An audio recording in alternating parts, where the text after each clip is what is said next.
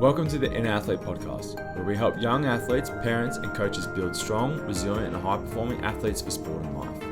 I'm Trent head strength conditioning coach and founder of Inner Athlete. Each episode, we break down the training, mindset and habits that actually matter, from strength and speed development to injury prevention, confidence and long-term athletic growth.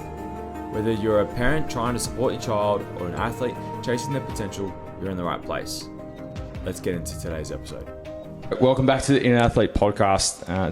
It's been a little while actually since we recorded an episode, but I've got an old friend here, Gracie Clarkson. First of all, thanks for gracing us with your presence. Oh, no problem. For those who didn't know, Gracie has been over in the US at the moment, playing, was it the NAIA? Tongue twister. Yes. It is. To be honest, it has been annoying. But yeah, tell us a little bit about yourself. Obviously, playing high-level soccer over in the US or college-level soccer, and then we'll take it from there. Okay. I'm 19 years old. I graduated high school in 2024. I had a bit of a gap year last year. Just finished in the NPLW, playing with FE Emerging, and then I just finished my first semester at college.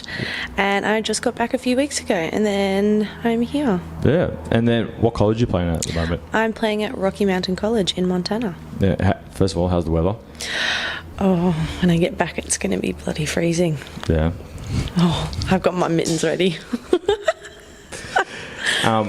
And which we'll talk about in a bit more detail later on. But kind of like let's start when we first started working together. So back in I think it was in Feb 23. Yes, it was. So what happened then? Oh, I came in broken pieces. Mainly came in because I needed to find a trustworthy place, which I found.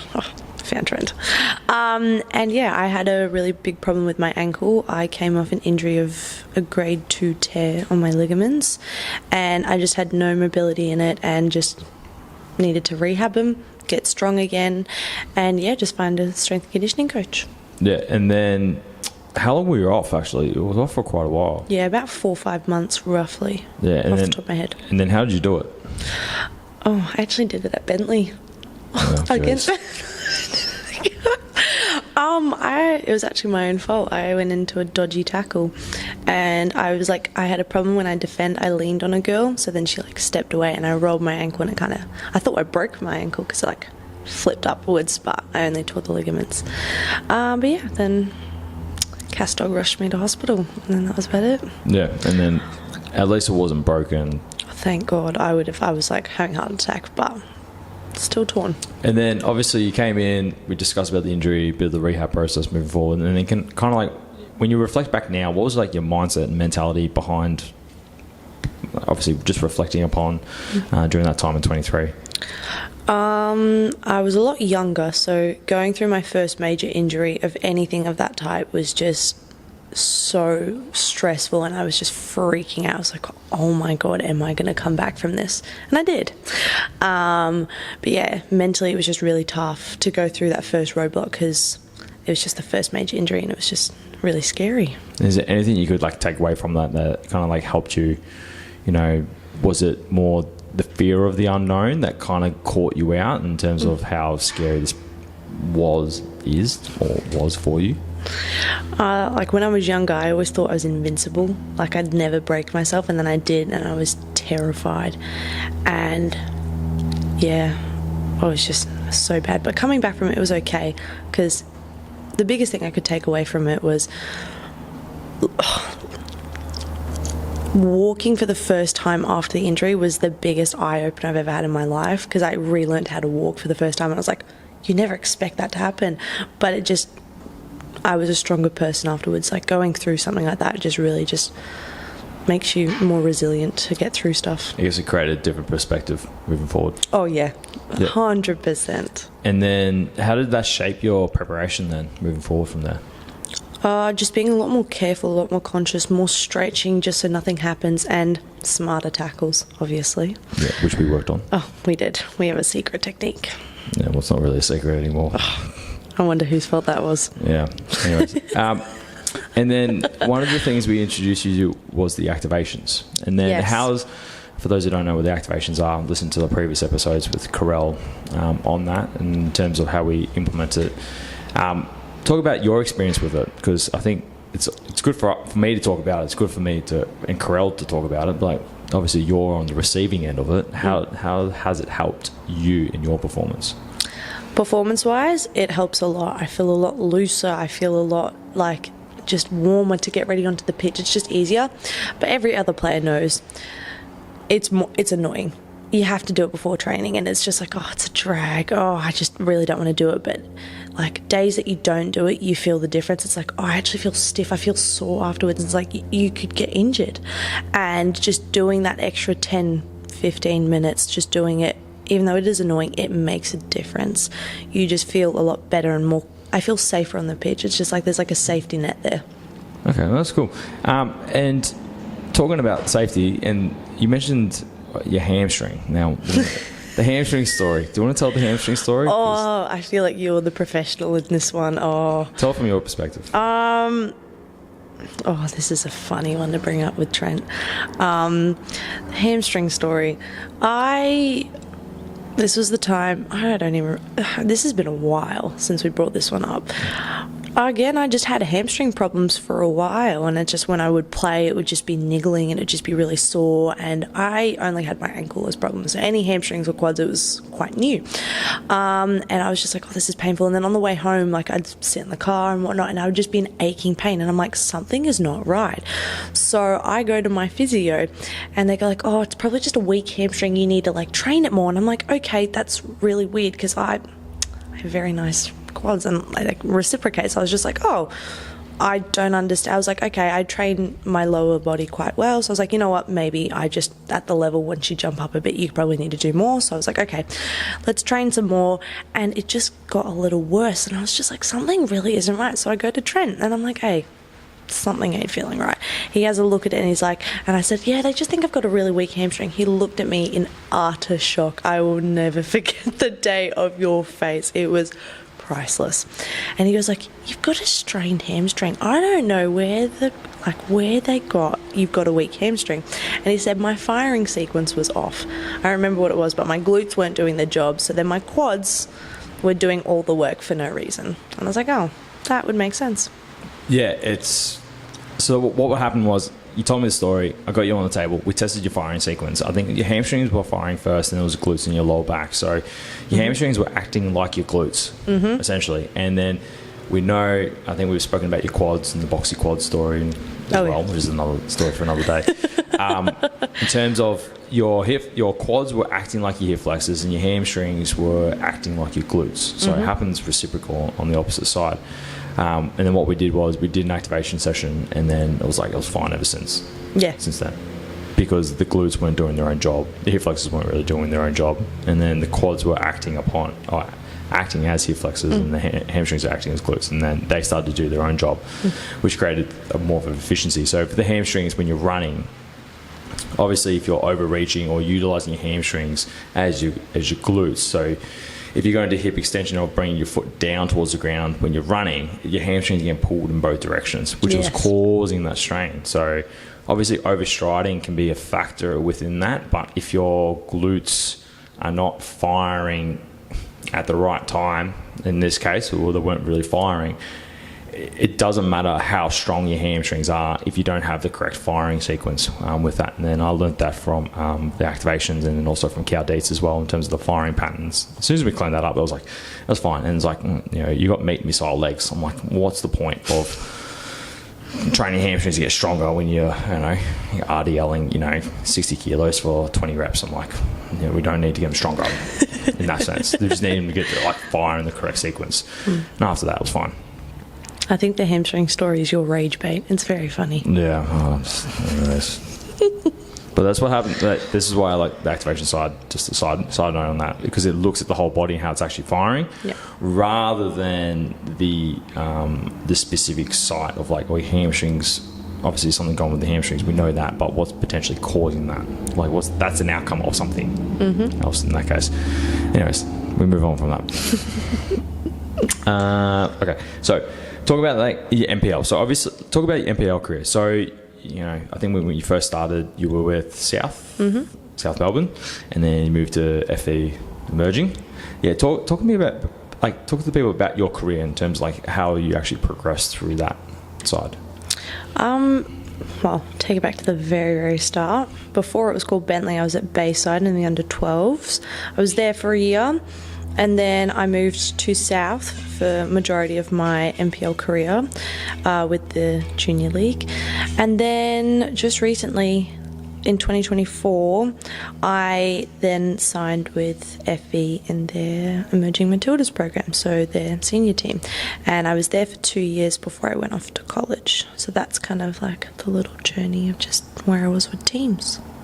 If you're getting value from the In Athlete podcast, make sure you like, subscribe, and leave a review. It helps more parents and young athletes find the right guidance and keeps this podcast growing. Back to the show. What was obviously each club's going to be different, their philosophy is going to be different, the support services that they have. What was that like throughout your career as a junior? There was a very big difference between club and academy in a way. So with South, there was always like more of a winning mentality, and then with club, when I got to NTC, it was more of a development. So they focused more on development, even though we didn't win a lot of games, but we developed a lot, and I developed a lot over those 2 years, even though it wasn't shown in how many games we won, if we won this season or whatnot, but like technical wise, just all of that improved. And then, that was like the really big difference I found between all the clubs. But junior, it was more, winning games. That was more fun. Yeah. Junior level, you always win. Under 14s, great. With Anna, you should have seen that. Good time. Brilliant time. And then I want to talk about the physical side. So obviously going throughout the junior levels into playing, open age, what was the physicality side? Because for me personally, working with Bentley Greens now for the second season, all I see is that and also on social media, there's more clips of, the men's and women's side becoming way more physical.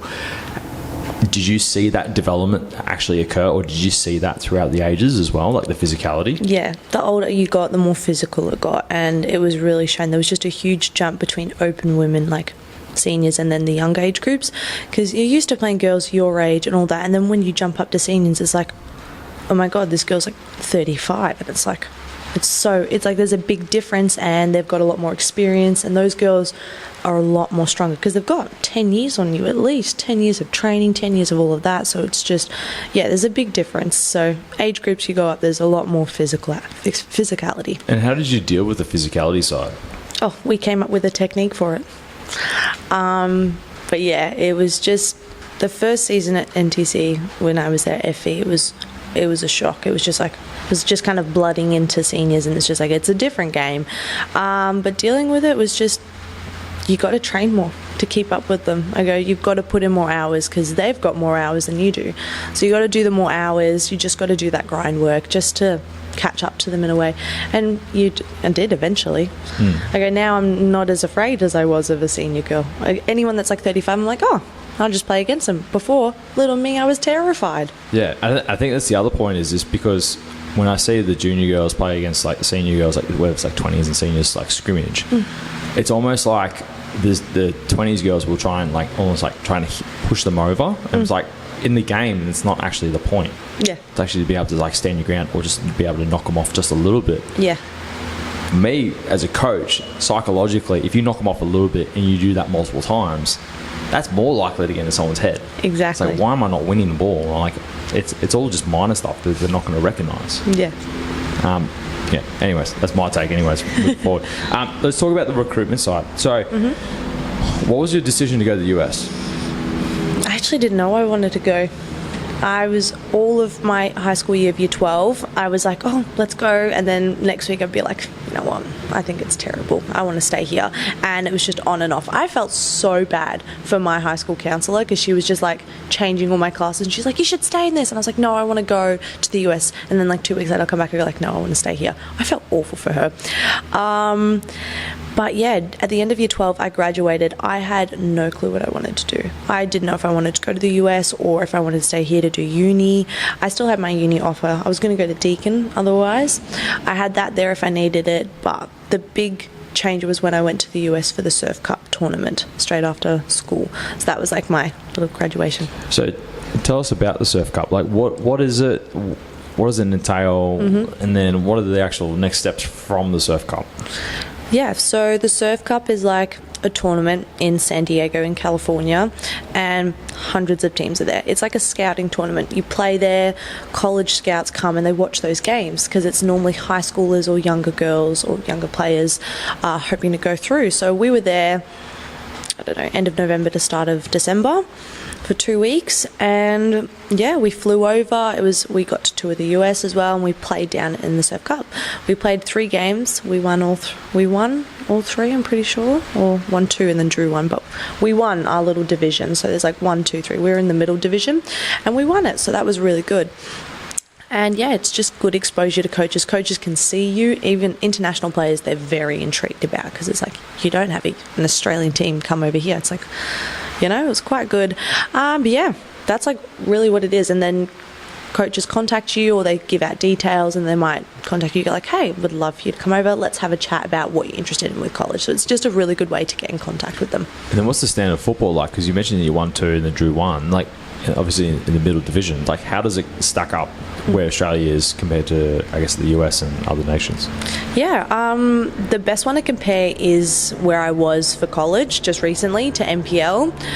That's the best comparison I can do. It's so much more physical over there. So much more. They're all about how quick can you run, how strong are you, all of that. So much more physical than here. It's probably the same as NPL, like physicality wise, I could say, or even a little bit harder. Like, I was playing 6 when I was over there. Oh my god, the amount of running I had to do was insane. These girls are quick, but technicality wise was not the same. Like, those girls, they're not as smart as we are here. Like, I feel like there's more football smart here. Like, some girls know when to do a 1-2, or there's a lot more playing through the middle and progressing forward, whereas there you just hit their wingers and they cross it in and score. They just wanted to hit wide and run. That's all they wanted to do. Okay, so a very different mentality. Very different playing styles, very different. It was interesting. So it was just different, but yeah, a lot more physical over there. A lot. Oh, it's good to know for anyone interested in actually playing over there. And then your recruitment process through, was it Green Room Futures? Yes. What was that like? I chose them because I knew a few players that went through them as well, and a lot of agencies I don't really trust nowadays. I had another talk with one before I went with Green Room, and they were like, yeah, we'll offer you this, we'll get you all of this and all of that, and I'm just like, okay, but who have you signed and stuff like that, and they came up with players that I don't know about, and it's just like, okay. And then Green Room Futures was with me at the tournament. Matt was with me. He's like the head of it. Funny bloke. And he was like, yeah, I've placed these girls here and here and here. And I'm like, I know those girls. So I gave them a call, and they're like, yeah, he's great. I got placed here. It was all true. And I was like, okay, trustworthy person. I was like, okay, let's give this a go. And he was wonderful. Because then after I came back from the US tournament, I was like, let's go to college. I really want to go. And then he kind of helped me get in touch with a lot of those coaches. I had a few of them lined up and all that. So all of January, start of this year, January, was talking to all these coaches and going like, okay, who am I interested in and who in that? And I just settled on Rocky Mountain. Cool. Yeah. And then why Rocky Mountain of all places? The big question, why? To be completely honest with younger players out here, money. Offered the biggest scholarship. I go because the US dollar to Australian is not good. And yeah, I go, they offered me a full ride, and I'm like, if I go over there, I get everything paid for. I get a free education, I get to play sport, whereas here I would have to pay for uni, and I go, that helps mum out a lot. Yeah. So definitely the money was probably the biggest one involved in it. I'm glad you're transparent on that one, because it is the dollars for an international student to pay, obviously, where it's like 50%, 75%, you still got to pay out of pocket for that. It's still insane. Plus the dollar's really weak relative to the US dollar. So, you got to, make the dollars make sense. Exactly. There you go. So yeah, money was a big one. Cool. And what do you think recruiters are actually looking for from your perspective? Well, higher level recruiters, honestly, like that's why I went with NAIA and not NCAA, is just they don't know the level over there. That's what a lot of players don't understand. Like, why don't they recruit me? I've got videos and all that stuff. And I'm like, it's a big risk for coaches and recruiters to take on players they don't know about. They don't understand what NPL is. They don't understand the difference between playing 20s and seniors, or they don't understand between A-League and NPL. So they don't trust it. So that's why they only take, like, I know Division 1 NCAA will take anyone. They'll take most likely national players. So if you've played in the junior Matildas, young Matildas, or if you've played in like the New Zealand team, it's like that's when they're more likely to take it. Because I talked to a coach and he's like, yeah, I've got a girl coming from Egypt and she played in a national team. So it's just like a lot of the higher coaches straight off the bat will take national players, but unfortunately I wasn't at that stage yet. That's okay. But NAIA school, like Rocky Mountain, they were like, okay, I know your coach. Like, they had a bit more connections, like, yeah, let's take you across, because they already had 2 Aussie girls on the team, and one of them I was at NTC with before I came. Okay. So I already knew a few girls there, and he knew kind of like the level and whatnot. So lower level colleges will like, they'll happily pick you up and whatnot. And I go, everything's like a jump point. That's a wrap for part 1 of this episode on the Inner Athlete podcast. We've covered some incredible insights today, but there's still so much more to come. Make sure to tune in to part 2 for the rest of the conversation. If you enjoyed this episode, don't forget to subscribe, give us a like, and share it with your network to help us reach even more listeners like you. Thanks for joining me, and I'll catch you in part 2.